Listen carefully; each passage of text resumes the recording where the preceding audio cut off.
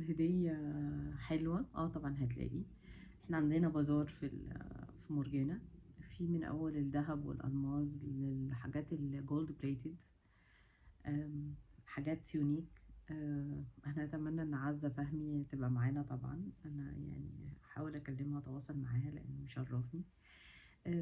في كذا حد كمان، في كذا حد ديزاينر موجودين، في حد معانا من الناس اللي عارضة في المتحف الكبير وعاملة حاجات فرعوني حلوة جدا. ادخلوا اتفرجوا عليها وسعرها هايل. عندنا الورد، عندنا أكبر مصدرين الورد موجودين معانا. فأنت بتشتري ورد بيتصدر للعالم بسعر المصري بس. ده مع الأسف لما حتى بيتباع هنا في بعض محلات الورد الكبيرة بيتباع على إنه مستورد، أو يعني بيتباع بسعر المستورد. لا، احنا عندنا هتلاقي الورد كواليتي عالية جدا وبسعر هايل هتشوفه.